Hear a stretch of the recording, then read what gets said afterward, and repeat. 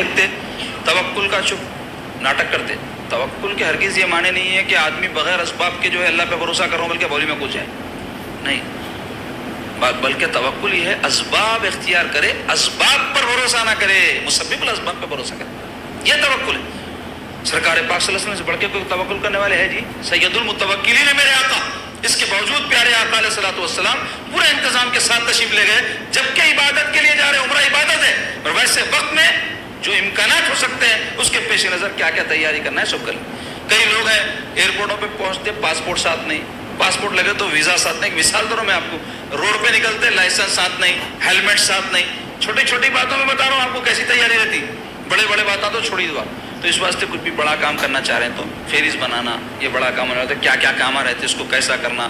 اب آپ دیکھو الحمدللہ آپ لوگ یہاں پچھلے 10 دنوں سے خانقاہ شریف میں حاضر ہو رہے ہیں. اللہ کے فضل و احسان کی وجہ سے یہ بات ہے, کوئی بڑائی بگارنا یا کوئی اپنی شان بگارنا مقصود نہیں ہے. میں اصل میں دعا دینا چاہتا ہوں ہمارے جو معاونین ہیں ان مجالس کے ان کو, کہ 10 دنوں سے آپ دیکھ رہے ہوں گے کتنی خوش اسلوبی سے, کتنے جو ہے اچھے انداز سے یہ مجالس جو ہے منعقد ہو رہی ہیں. کوئی بد نظمی نہیں ہے, 300-400-500 کے قریب لوگ جمع ہوتے, کم زیادہ ہوں گے, تعداد گن کے تو نہیں بول رہے, ایک اندازہ بول رہا ہوں. تو اتنے لوگ کہیں روز جمع ہو رہے ہیں, 1 دن 2 دن کی بات نہیں ہے, 10 دن سے.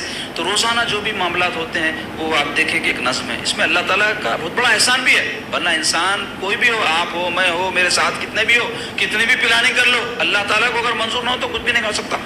تو اصل فضل تو اس کا ہے, لیکن فضل شامل حال کب ہوتا؟ انسان اللہ اس کے رسول کے حکم کے مطابق زندگی کے معاملات کا. تو ہمیشہ یاد رکھو, یہ بات پیش نظر رکھو کہ زندگی میں کچھ بھی کرو سوچ سمجھ کے, مشورہ کر کے, آگے کے حالات کو پیش نظر رکھ کے زندگی کے تمام چیزوں کو انجام دینا چاہیے. کئی لوگ نادانیاں کر جاتے اور کیا کرتے پہلے اس بعد میں, جبکہ اس طریقہ کیا ہے, سوچنا پہلے کرنا بعد میں.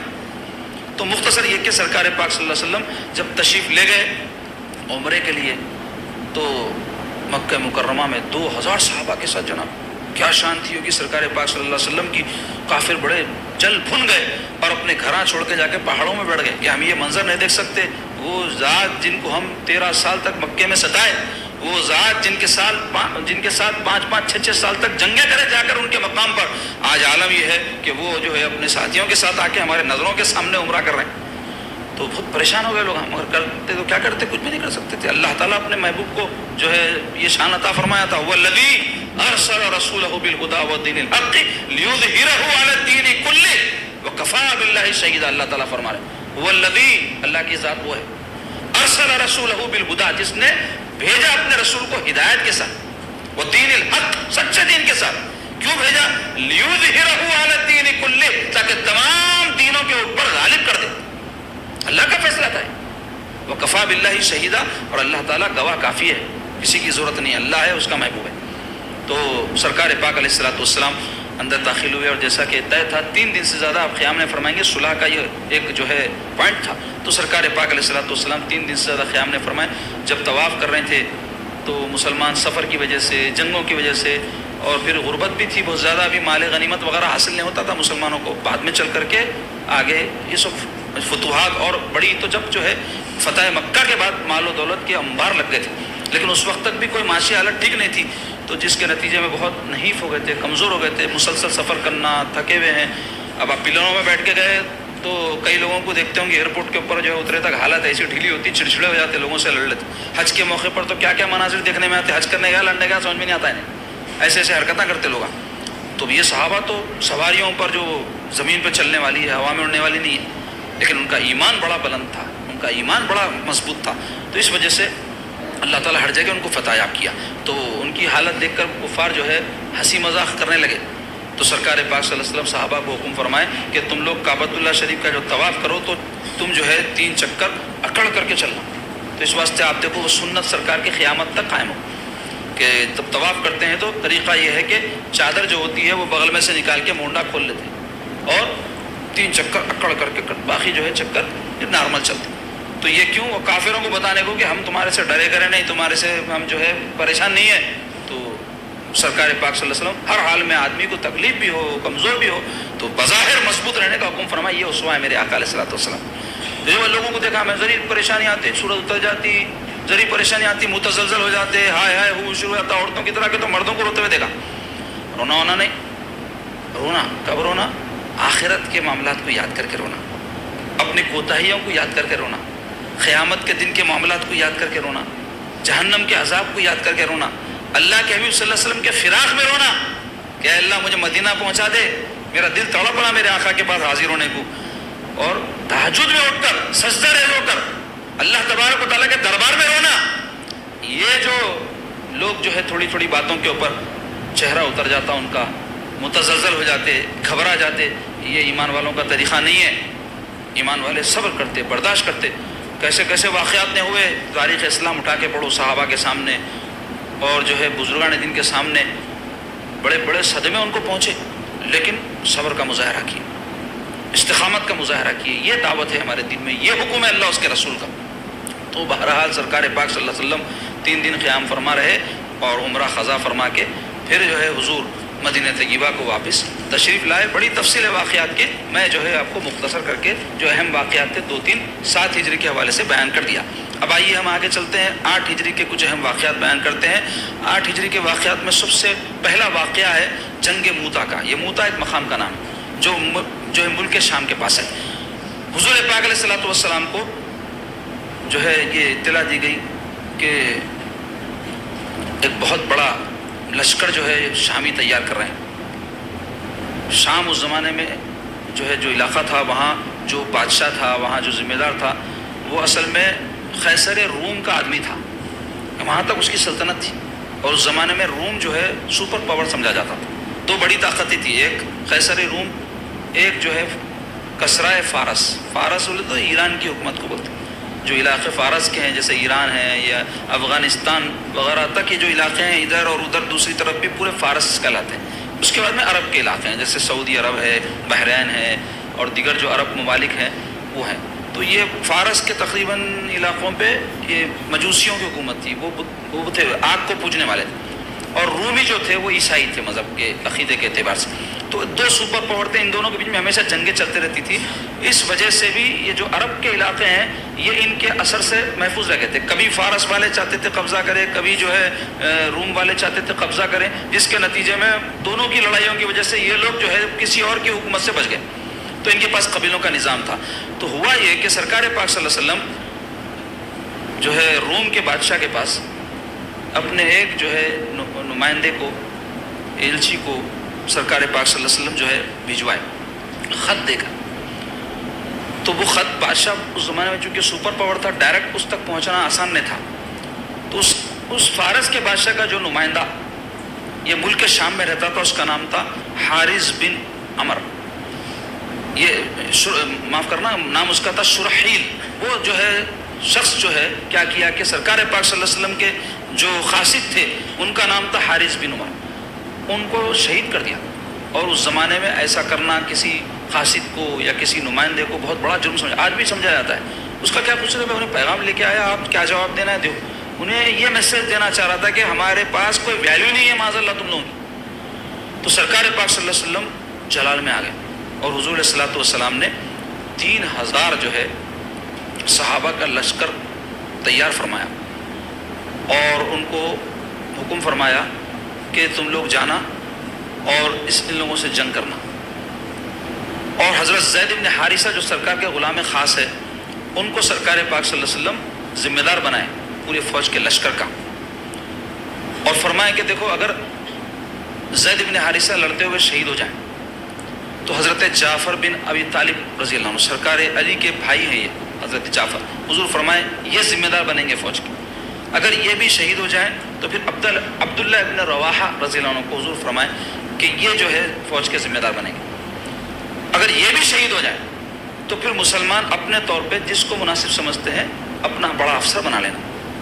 یہ حکم فرما کے سرکار پاک صلی اللہ علیہ وسلم بھیجے، تو پتہ چلا کہ یہ لوگ جن سے جنگ کرنے جا رہے ہیں اس فوج کی تعداد ہے 1 لاکھ، تو کوئی مقابلہ ہی نہیں ہے۔ 1 لاکھ فوج تو خالی اوپر سے گزر گئی 3000 کے تو پورے زمین دوست ہو جاتے۔ تو اب یہاں پر مسلمانوں میں جب قریب پہنچ گئے تھے، ایک اختلاف پیدا ہوا کہ اتنی بڑی فوج سے ہم کو لڑنا چاہیے کیا؟ تو ایک جو ہے صحابی اٹھ کے بولے کہ تم لوگ یہاں لڑنے جیتنے ہارنے نہیں آئے، تم لوگ اللہ کے رسول صلی اللہ علیہ وسلم کے حکم پر کہ ان سے لڑو، ان سے ٹکرانے آئے ہو۔ جیت ہار تو اللہ کے پاس سے ہے، ہمارا تو نیت اور ارادہ شہادت ہونا چاہیے. تو ایسی جوشیلی تقریر انہوں کی ہے کہ ساری فوج کے اندر زبردست جوش پیدا ہو گیا, نعرے تکبیر مار کے یہ لوگ آگے بڑھے. تو اس وقت جو فوج مسلمانوں کے مقابلے پہ تھی 1,00,000 اور مسلمانوں کی 3,000, اس کو سمجھانے کے لیے ایک جو ہے مورخ نے لکھا ہے یا سیرت نگار نے کہ اس کی مثال ایسی تھی, ایک گھوڑا ہے جو بالکل سیاہ رنگ کا ہے اور اس گھوڑے کے منہ کے اوپر ایک سفید رنگ کا پیچ ہے سمجھو. تو وہ سفید رنگ کا جو پیچ تھا وہ مسلمانوں کی فوج تھی اور باقی سارا گھوڑا جو کالا نکلا وہ دشمنوں کی فوج تھی. بولے یہ حال تھا فوج کی تعداد کا سامنے والوں کی, یعنی ان کی تعداد کی میجارٹی اور ان کا جو غلبہ بتانے کے لیے یہ مثال دی گئی. خیر جنگ شروع ہوئی اور جو رومی فوج زبردست حملہ کی تو حضرت زید بن حارثہ رضی اللہ عنہ آگے بڑھے, لیکن جو ہے آپ شہید کر دیے گئے. اور آپ جیسے ہی شہید ہوئے تو آگے بڑھ کے حضرت جعفر طیار رضی اللہ عنہ مسلمانوں کا علم اٹھا لیا. تو ایک کافر آگے بڑھ کے جس ہاتھ میں آپ کے علم تھا اس ہاتھ کو آپ کے کاٹ دیا, تو آپ دوسرے ہاتھ میں پکڑ لیے, دوسرے ہاتھ کو بھی کاٹ دیا. اور پھر اس کے بعد آپ کے جسم پر اتنے زخم لگے کہ آپ گر کے شہید ہو گئے. بعد میں گنے گئے تو 90 زخم تھے, سارے سینے پر تھے, پیٹھ پہ ایک بھی نہیں تھا. ایسا جو ہے آپ بہادری سے لڑتے ہوئے شہید ہوئے. آپ جیسے ہی شہید ہوئے عبداللہ ابن رواحہ رضی اللہ عنہ آگے بڑھے, جیسا کہ سرکار حکم فرمائے تھے کہ اگر جعفر طیار شہید ہو جائیں تو تم آگے بڑھنا.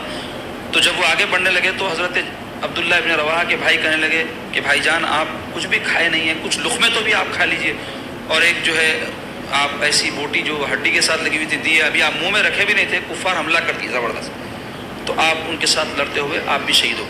تو پھر مسلمانوں نے آپس میں طے کر کے حضرت خالد بن ولید رضی اللہ عنہ, جن کو سرکار پاک صلی اللہ علیہ وسلم نے اللہ کی تلوار کا لقب عطا فرمایا ہے, ان کو اپنا جو ہے سپہ سالار بنا لیا. اور وہ سپہ سالار بن کے آگے بڑھے اور ایسی زبردست جنگ کرے کہ 9 تلواریں آپ کے ہاتھ میں ٹوٹی, 9 تلواریں. اور آپ کیا کمال کیے, اتنی بڑی فوج جو مسلمانوں کو گھیر لی تھی اور قریب تھا کہ ان کو پوروں کو شہید کر دیتی, اس فوج کو بچا کر کے لے نکلے اس میں سے, اتنی بڑی فوج سے, کیونکہ ان کو ہرا کر کے غالب آ جانا ناممکنات میں سے تھا, لیکن بچ کر نکلنا ہی بہت مشکل بات تھی. تو آپ ان کو بچا کر کے نکلے. اور یہ سارا جو جنگ موتا کا واقعہ ہو رہا تھا, بخاری شریف کی حدیث میں آیا ہے کہ سرکار پاک صلی اللہ علیہ وسلم اس مقام سے جو کئی سینکڑوں میل دور ہے مدینے سے, مدینہ شریف میں تشریف فرما ہو کر سارے جنگ کے واقعات بیان فرمائے.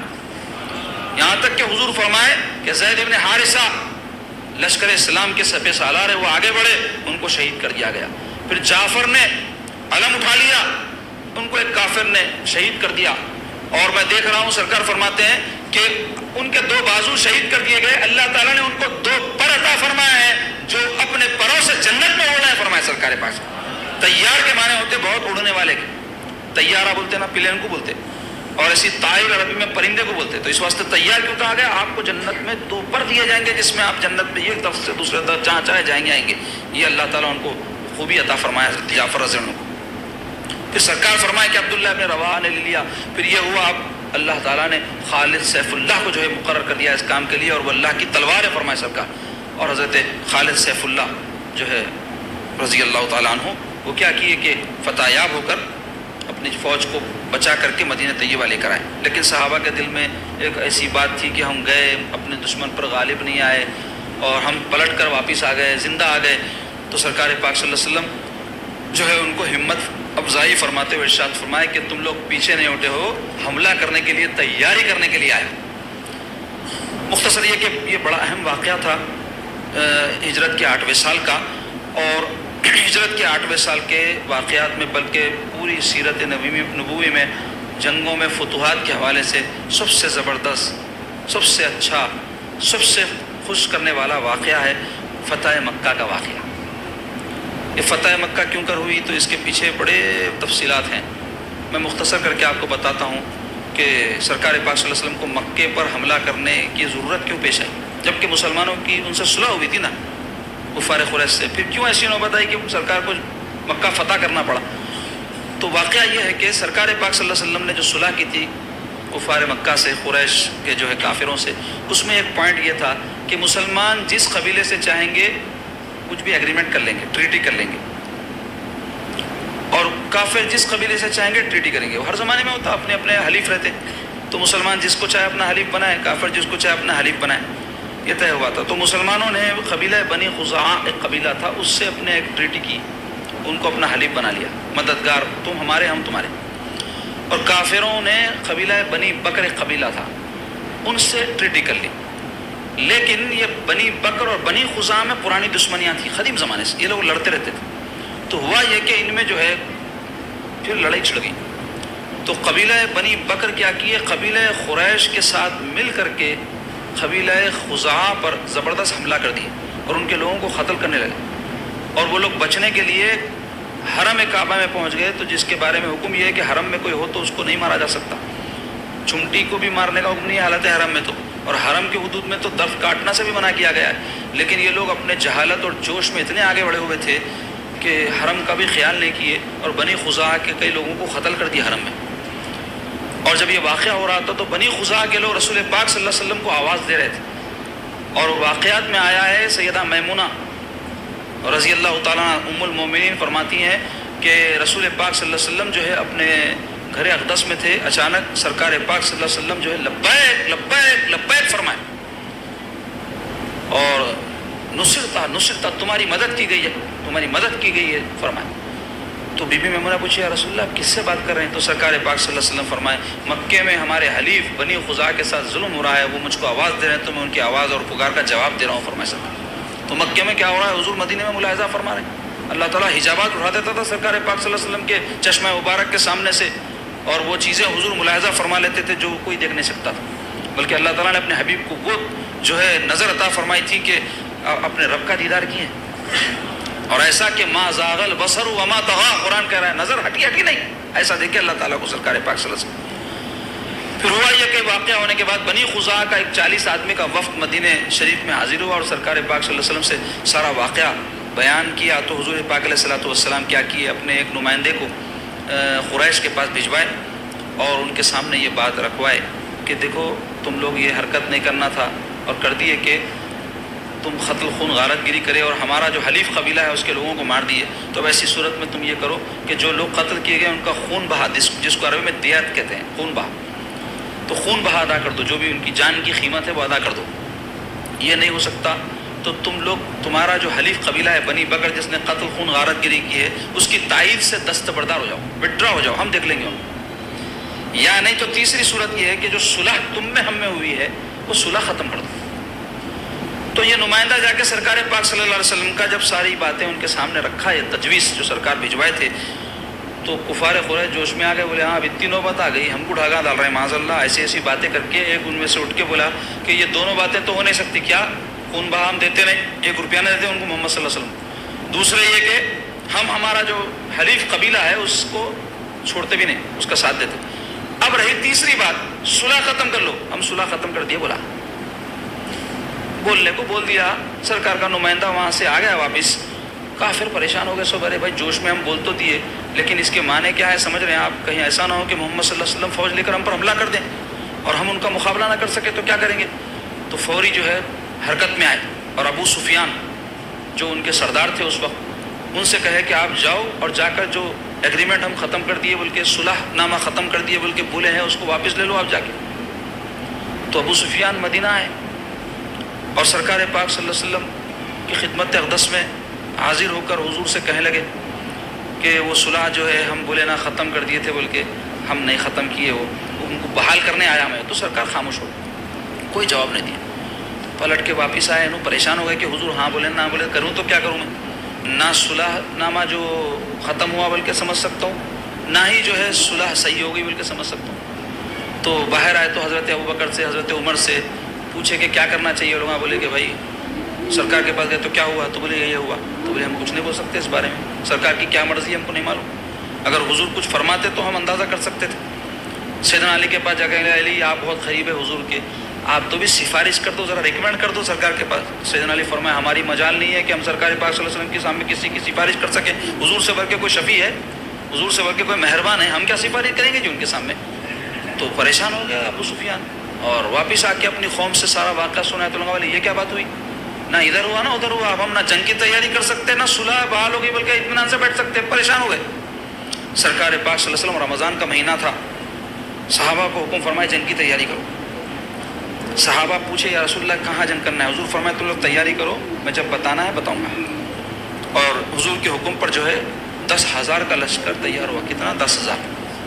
آپ نے 6 ہجری کے واقعات صلح حدیبیہ کے پڑھے تھے۔ سرکار پاک صلی اللہ علیہ وسلم جب تشریف لے گئے تھے عمرے کے لیے تو کتنی تعداد تھی؟ 1400۔ اور عمرۃ الخضا کے لیے تشریف لے گئے تو کتنی تعداد تھی؟ 2000۔ اب فتح مکہ کے وقت کتنی ہے؟ 10,000۔ تو کدھر 2000 کدھر 10,000؟ یہ 8,000 کہاں سے آ گئے اچانک؟ تو بولے یہ جو صلح نامہ ہوا تھا نا اس کی برکت تھی کہ سرکار پاک صلی اللہ علیہ وسلم صلح کرنے کی وجہ سے لوگ مکے کو جانے لگے، مکے والے مدینے کو آنے لگے، اسلام کے جو خوبیاں ہیں، جو کمالات ہیں، سرکار کے جو اخلاق ہیں وہ دیکھ کر جوق در جوق لوگ اسلام میں داخل ہو اور اتنی بڑی تعداد جمع ہو گئی۔ تو اب ان کو لے کر کے سرکار پاک صلی اللہ علیہ وسلم مکہ مکرمہ کو جو ہے تشریف لے گئے۔ اس لشکر کو کفاروں کو اطلاع مل گئی، پریشان ہو گئے، لیکن 10,000 کے لشکر کا مقابلہ کریں ان میں طاقت نہیں تھی۔ سرکار پاک صلی اللہ علیہ وسلم جب قریب پہنچے مکہ مکرمہ کے تو مر الظہران نام کا ایک مقام ہے، وہاں مسلمانوں کا لشکر ٹھہرا۔ رمضان کا مہینہ تھا اور رمضان میں روزہ جو ہے مسافر چھوڑ سکتا ہے، اس کی اجازت ہے۔ تو سرکار پاک صلی اللہ علیہ وسلم جو ہے ان کو روزہ چھوڑنے کا حکم فرمائے، کیونکہ حالت روزہ میں جنگ کہاں سے کریں گے، تھک جائیں گے نا خود، اور عرب کے علاقے نہایت ہی گرم ہے۔ تو وہاں پر مر الظہران پہ جب ٹھہرے تو سرکار پاک صلی اللہ علیہ وسلم اپنے تمام جو صحابہ تھے ان کو حکم فرمائے کہ تم لوگ جو ہے کھانے کے لیے جب چولہا جلاؤ تو ہر شخص اپنا علیحدہ علیحدہ کھانا پکائے۔ 10 آدمی کا ایک جگہ بھی پک سکتا، 100 آدمی کا پکتا، جنگوں میں تو 500 آدمی کا ایک جگہ پکتا۔ اب دعوت ہو گئے تو 2-3 ہزار آدمی کا کھانا کیسا پکتا؟ مگر سرکار فرمائے ہر کوئی اپنا اپنا الگ چولہا جلائے۔ تو اس میں کیا حکمت تھی؟ جب رات ہوئی اور رات کے کھانے کے لیے چولہے جلائے گئے تو 10,000 چولہے جلے۔ تو اب یہ جو جاسوس تھے مکے کے کافروں کے، وہ لوگ پہاڑ پہ چڑھ کر دیکھے تو میدان میں جہاں فوج کھڑی تھی وہاں 10,000 چولہے دیکھے۔ تو یہ لوگ آپس میں، جس میں ابو سفیان تھے، بدیل ابن ورقہ نام کا ایک شخص تھا، اور حکیم بن حزام، یہ بڑے بڑے سردار تھے کفار قریش کے، آپس میں ڈسکشن کر رہے ہیں، بات چیت کر رہے ہیں کہ بھائی اتنی بڑی فوج کس کی ہے؟ تو کوئی بولے کہ فلاں قبیلے کی ہوگی، تو بولے وہ قبیلے کی تعداد اتنی ہے ہی نہیں، اتنی بڑی فوج کے اتنے چولہے۔ اب وہ ایک آدمی کا کھانا پک رہا، وہ 10 کا پک رہا، کیا معلوم، مگر 10,000 چولہے بولے اس کی روشنی کتنی ہو گئی؟ پریشان ہو گئے لوگ، ایسی ہیبت داری ہوئی جنگ کرنے کا ارادہ ہی نہیں کر سکے۔ پھر سرکار پاک صلی اللہ علیہ وسلم کی خدمت میں حضرت سیدنا عباس رضی اللہ عنہ جو مسلمان ہو چکے تھے لیکن مکے میں اس واسطے رہتے تھے کہ حاجیوں کو پانی پلانے کی خدمت جو سرکار کے خاندان کی تھی وہ حضرت عباس رضی اللہ عنہ کے ذمہ تھی، تو اس واسطے وہاں رہتے تھے وہ۔ اور تعلقات ان کے مکے کے کافروں سے اچھے ہونے کی وجہ سے وہ لوگ جو ہے ان کو کوئی نقصان بھی نہیں پہنچاتے۔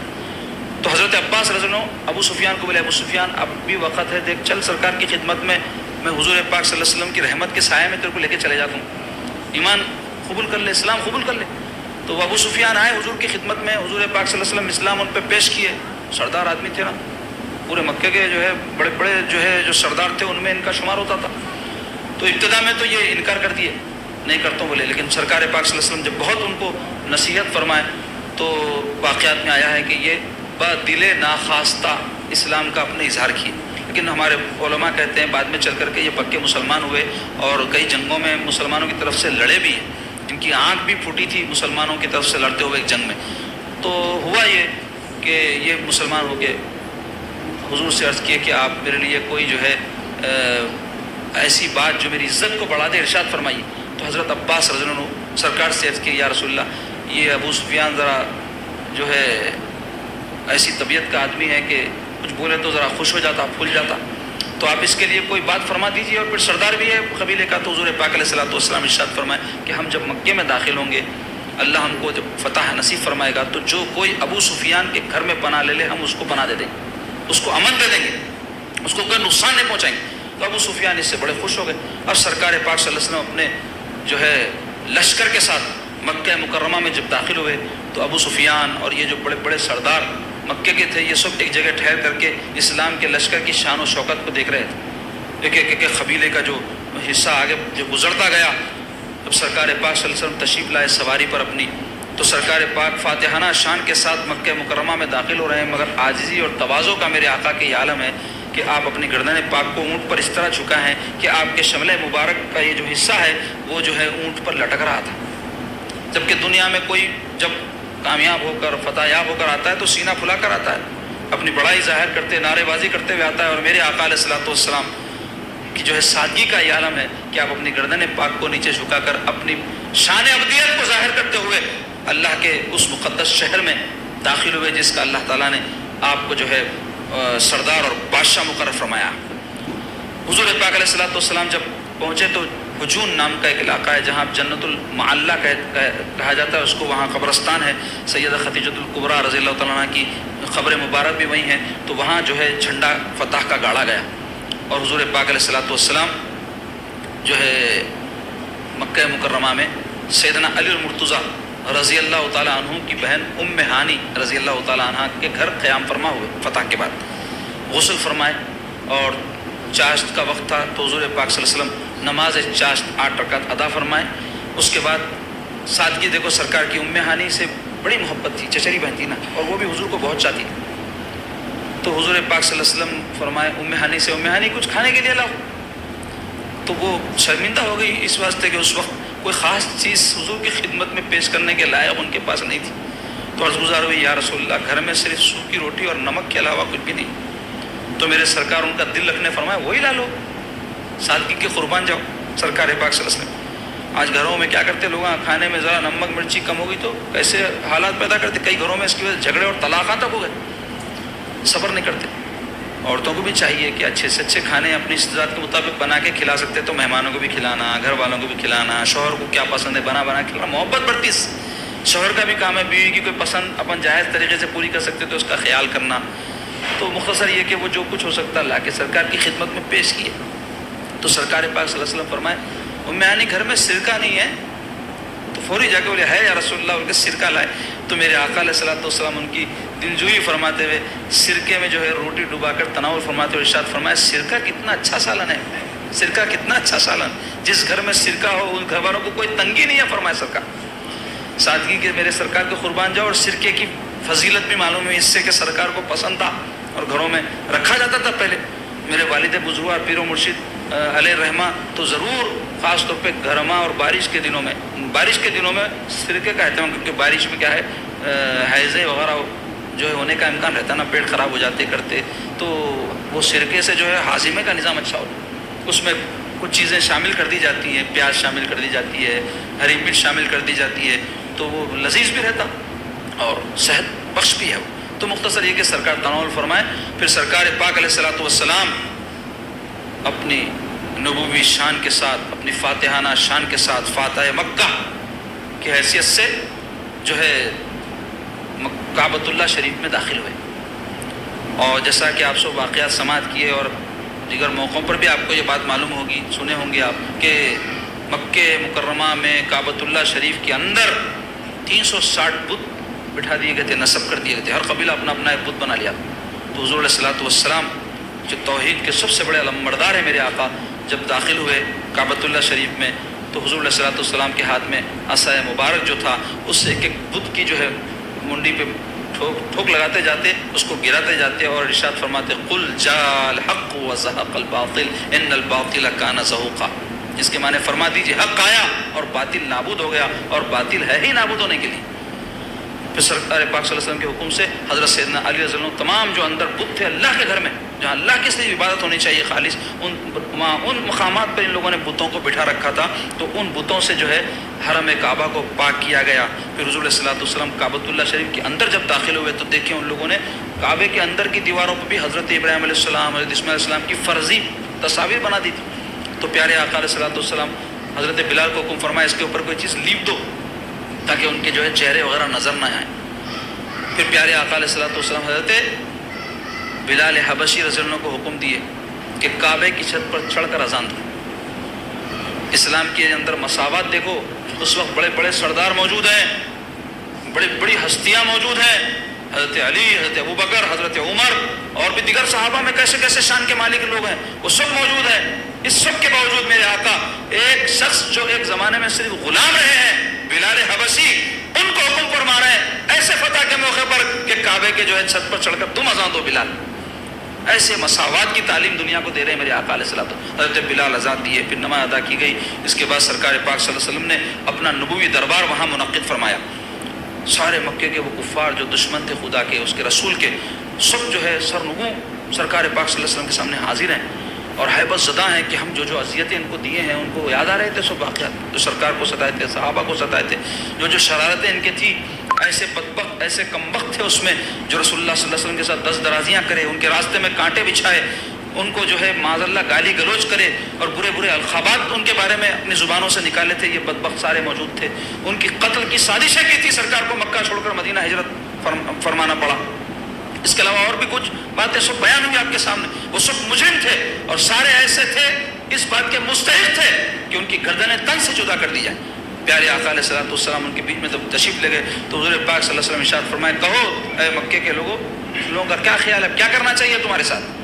تو وہ سارے ان سب باتوں کے باوجود کہ اتنے ظالم تھے، اتنے بدبخت تھے، میرے آقا علیہ الصلوۃ والسلام کی ذات پاک سے کیسی ان کو امید وابستہ تھی. آپ اندازہ لگاؤ، کہنے لگے کہ آپ کریم ابن کریم ہے بولے، یعنی آپ بھی کرم فرمانے والے اور آپ کے باپ دادا بھی کرم فرمانے والے، تو آپ سے ہم صرف کرم ہی کی امید کر سکتے.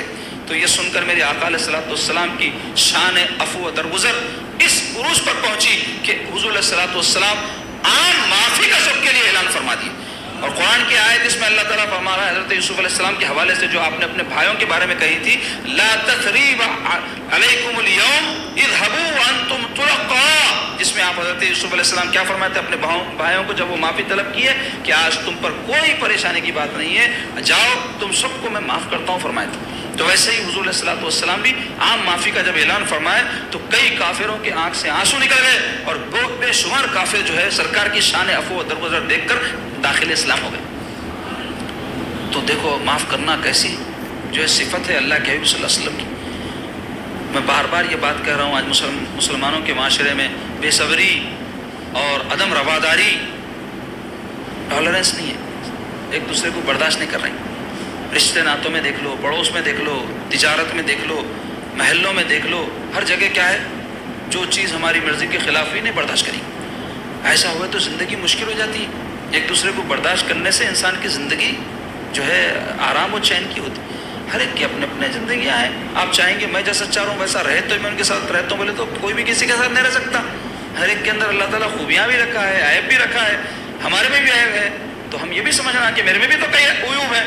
سامنے والا میرے کو برداشت کر رہا، بیوی یہ سمجھنا کہ میرے میں عیب ہے، میرا شوہر میرے کو برداشت کر رہا تو شوہر میں کوئی عیب ہے تو میں کیوں نہ برداشت کروں، ساس میں کوئی عیب ہے تو میں کیوں نہ برداشت کروں، ساس میرے عیب کو برداشت کر رہی.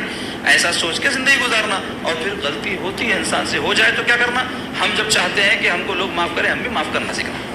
یہی پیغام اس موقع پر سرکار پاک صلی اللہ علیہ وسلم دیے ہیں. کیسے کٹر دشمن، جان کے دشمن بے عزتیاں کیے، تکالیف پہنچائے، طرح طرح سے ستائے، اور سرکار کو اللہ تعالیٰ ایسا غلبہ عطا فرمایا تھا، ایک انگلی کا اشارہ ہوتا تو وہ سارے بدبختوں کی گردنیں اتار دی جاتی، لیکن سرکار پاک صلی اللہ علیہ وسلم سب کو معاف فرما دی. سرکار پاک علیہ الصلوۃ والسلام 17-18 بعض روایت میں 19 دن تک فتح کے بعد مکہ مکرمہ میں مقیم رہے.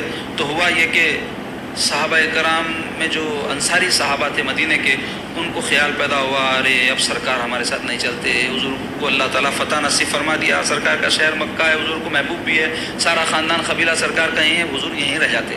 اس بات کا ان کو جب خیال پیدا ہوا تو میرے آقا علیہ الصلوۃ والسلام بھانپ گئے اس چیز کو اور ان کو طلب فرمائے اور ان کے سامنے ایک تقریر فرمائے. ارشاد فرمایا، انصاریو تم لوگ فکر نہ کرو، میں تمہارا ہوں، تم میرے ہو، میرا جینا اور مرنا تمہارے ساتھ ہے. پھر اس کے بعد سرکار پاک صلی اللہ علیہ وسلم کو اس بات کی اطلاع دی گئی کہ حنین ایک مقام ہے جو طائف کے قریب ہے. طائف مکہ مکرمہ سے 100-125 کلومیٹر کے فاصلے پر ہے. تو وہاں جو ہے زبردست جنگجو قبیلہ حوازن اور ثقیف 2 قبیلے بستے تھے. یہ لوگ جو ہے جنگی تیاری کر رہے ہیں اور بڑے زبردست لڑاکو لوگ تھے، یہ مشہور تھے اس علاقے میں کہ کوئی ان سے جنگ نہیں کر سکتا. زبردست تیر انداز، زبردست پہلوان، زبردست بھالا مارنے والے، زبردست تلوار چلانے والے اور مدافعت کرنے کے ماہر اسپیشلسٹ تھے. تو یہ لوگ تیاری کر رہے ہیں اور بہت بڑا لشکر تیار کر رہے ہیں. تو پیارے آقا علیہ الصلوۃ والسلام 10,000 صحابہ کے ساتھ تو تشریف لائی ہی تھے. مکہ مکرمہ میں 2,000 آدمی مسلمان ہوئے تھے. تو 12,000 کا لشکر لے کر یہ حنین کی طرف تشریف لے گئے اور وہاں جنگ حنین جو ہوئی اس کے بارے میں قرآن میں بھی ذکر آیا ہے، لفظ حنین کے ساتھ آیا ہے. اور جب یہ جو لشکر جا رہا تھا تو ہوا یہ 12,000 کا لشکر اور پھر مکہ فتح ہو گیا جو سب سے بڑا علاقہ ام القریٰ. تو بعض جو لوگ تھے ان کے دل میں یہ خیال پیدا ہوا کہ اب ہماری بڑی شان ہے، ہم سے کون مقابلہ کر سکتا. ہوتا نا دنیا میں، آپ دیکھو زندگی میں بھی جب کامیابیوں کا سلسلہ ہوتا تو انسان مغرور ہو جاتا.